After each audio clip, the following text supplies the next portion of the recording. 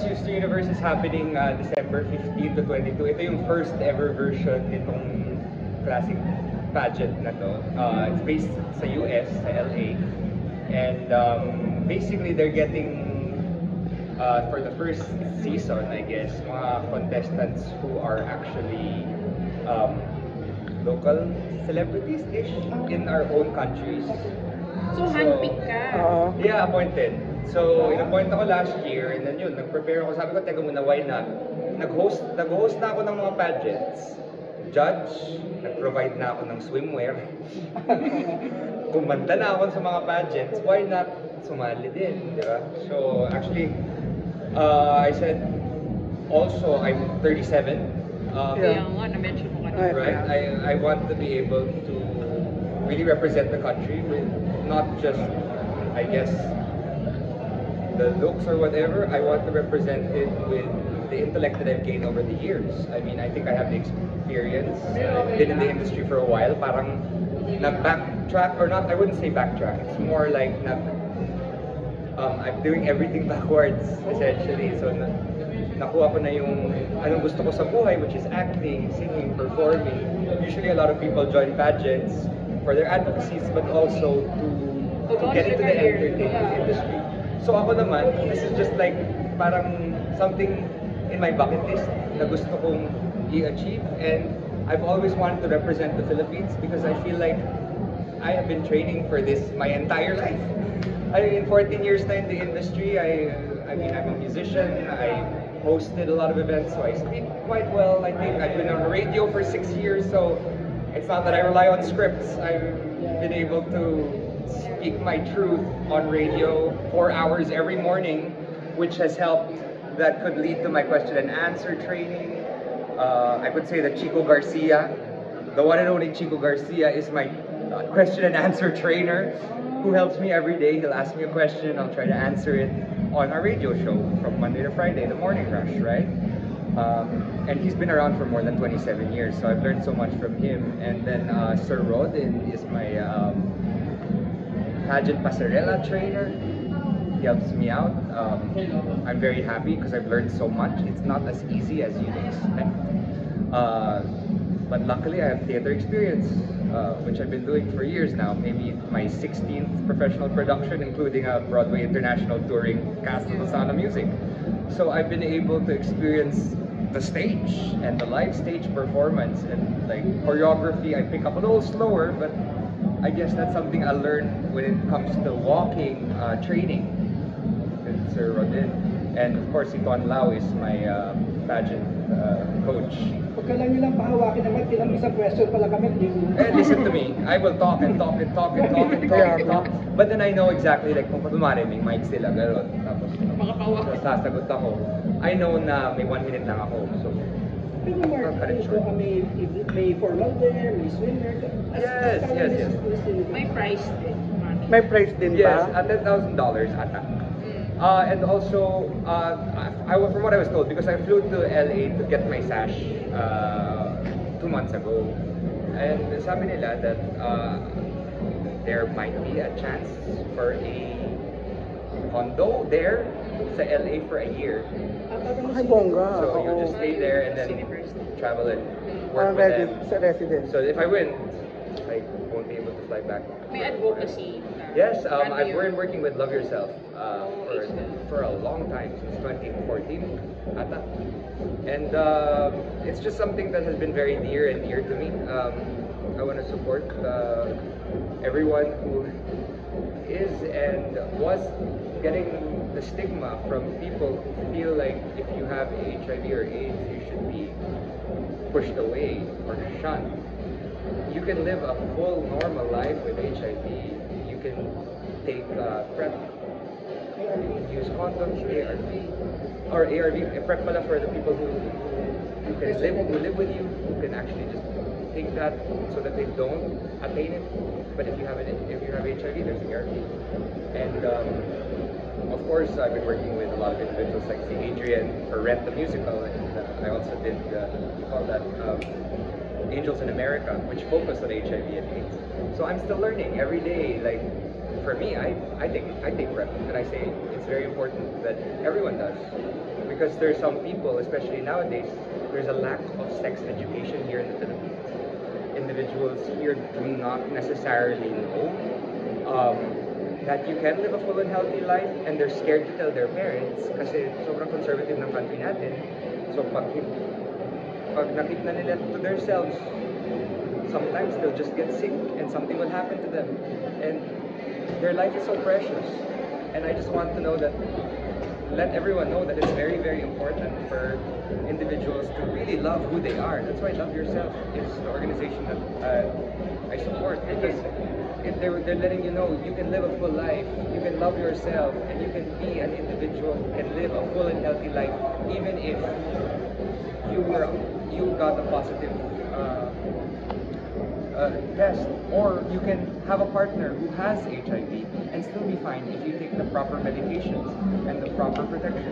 Marky, paano ka na-involve sa I think I hosted an event for them in 2013, and I also Rent is a musical that got me into musical theater when I was younger, and that's what got me into Wicked, because I loved Idina Menzel in Rent as Maureen, and this was back in 2005, and then that made me realize that I have to study what HIV and AIDS is, and it's important to use protection. And at the time I was not sexual active at all. Then I moved to Switzerland for a while, and in Switzerland it's very normal for everyone to get tested. Like, it's a normal thing.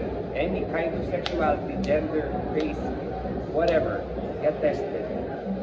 They know that, and this was back in 2004, 2005. At the time I was like, why do I want to get tested? I don't want to get tested. That's scary. That's like, oh, AIDS. That's how I was thinking back in that time. And I was educated then. And then I realized, yes, you can live a full life. And sa Rent, they couldn't. But now you can. And that's why I got myself into this advocacy. I've seen so many people live a full life, and I've also seen so many people die from this virus. I've met so many people who just get sick. What's the best thing Catriona and Pia sa pagsali sa pageant that you will also use sa pagsali sa susunod? What do I, Pia and Catriona have been friends of mine for a while. I actually hosted a lot of their promo walks, their awards nights. Before they entered the pageantry world, I sat next to Pia in a mega event, and we had a talk, and she's like, I've been doing these things for years now. I don't know, maybe I'll win this year, maybe I won't win. And at the end, look at her now. She's just such a superstar. Catriona also, I met her a long time ago, back when we were doing bench pa, and I was just like, this girl's gonna go places. I just feel like they've reached their moment to make the Philippines proud. And there's a certain part of me that wants to make the Philippines proud. From everything I learned here, I'm homegrown. I grew up here in terms of my entertainment studies. Dati hindi ako marunong mag-Tagalog. Ngayon, araw-araw ako nagta-Tagalog. I have been someone that started off maybe in the international setting, international school setting. Pero I realized that I wanted to be a part of this awesome community and get out of that bubble that we put ourselves in. Kasi dati, alam mo, hindi ko kailangan ng Tagalog kasi lahat nag-English naman dito sa Pilipinas. Then eventually, you realize na napakaganda ng Pilipino, ng wikang Pilipino. Ang ginawa ko yung mula sa buwan, na poetry, ang pagbigkas. It was just a way for me to really understand the language much more. I'm a fan of linguistics. After all, I speak 6 languages, so why not add the language of my mother to my list of languages? Pang Mr. Universe ka talaga. Ano yung 6 languages? Okay, so I speak English. My second language would be German, because I lived in Germany when I was 9 to 12. And then I speak Norwegian, because my dad's Norwegian. I speak English, Tagalog. And then I also, conversationally, dahil sa schooling ko, in high school I learned Spanish, and in college I learned French, and I studied in Switzerland, the French part. So, Not are you fluent? Conversational Okay. yung French and Spanish, meaning pwede kong kausapin yung mga kapwa kong pageanteers. And then, Kaya, yung Pang universe na. actually yung second language ko would probably be German kasi nag-aral talaga ako in German. Meaning Monday, lahat in English. Lahat ng classes namin, math, science, lahat English. Tapos the next day, kailangan namin gawin yung mga homework namin in German. so Marky, And this is fourth grade. tama ba, pag nanalo ka dito, ikaw yung kauna-unahan? Yeah. Pag umundo, Sa Pilip, Well, as a dito, first time ka dito sa pageant na to, the Mr. Universe. May mga ibang Mr. Universe na ginawa. But for this particular pageant, this is the first. And it also stems from the first major Mr. USA pageant. So silang nag-launch ng Mr. USA na ngayon, yung Mr. USA sa Mr. World, Oo. first runner-up ng Mr. USA na nagawa nila around 2 months ago. 2 months ago. First pageant mo to. First pageant. Never done one before. Pero lagi ka parang try na nare-recruit. Never ko pa na-try. Never pa ako audition. Oh, pero may mga Pero- nagpupo kasi. Wala pa actually. So, nung nakuha ko yung message after I hosted the Love Yourself Red Gala last December, which is one of the reasons why I chose Love Yourself. Kasi nakita nila yung video ko kasama ko si Pia in this particular statement that I said na nag-viral ng konti. They said, would you be willing to represent the Philippines? And sabi ko, you know what? Why not? I'm young once, and the last age is 37. 38, hindi na ako pwede.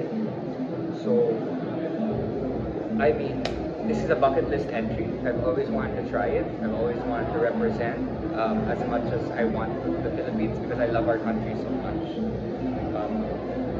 Ever since I was born here, hanggang 8 years old ako, I was here, and then I was able to experience the world. Pero bumabalik at bumabalik ako dito sa Pilipinas. Pero Marky pa noon, meron ka bang negative connotation about male pageants? Have you had that? Before Obviously, lang. there are so many people that have their things to say about pageantry in general. Although open na ngayon pero Pero before, dati, like, I guess, yeah, sinasabi nila na there's a dirty cycle in the pageantry world. Exploitative. So that's why I realized na I want to go the Catriona path, which is without going through a particular group. so independent. Independent ako, like, wala akong support. That's why nahihirapan akong pumasok kasi top 10 lang ang makakapasok. Top 10 naman ako now, but that's because of my fans. I'm so thankful to my fans. Thank you for voting. Thank you so much for voting. Na-include nyo ako sa top 10. And it will end tonight at 3 p.m. 3 a.m. 3 a.m. Ba't ngayon mo lang? So sana Kailan namin magstay ito? siya as Kaya, Pero ngayon, nasa top 10 ka na. Sa top 10 ako ngayon. So until 3 a.m., if I'm able to stay in the top 10, pwede na ako. Fly na ako. I don't have to join the wild card. Walang ranking yan. You could be number 3, number 5. Basta in the top 10. In the top 10. Sana pasok. And Kailan to? Ngayon, December 3 15, a.m. December 22. So, parang 15 lang ang makakasali. So, Kasi pag, sana makapasok ako. ako last Find question, out. what do you think of Chelsea's performance? Oh, I thought she did such a wonderful job. And I'm so happy that she's the first Asia Continental queen. Look at her. I'm so proud of her. I always wanted, I hosted a Bingo Plus event before with them. They were introduced one by one. And it's just like, this girl. Actually, all of them were so gorgeous and such great storytellers in their questions and answer corners. I really love Chelsea's answer and how she has the ability to carry herself and represent the Philippines in the most beautiful way that she can.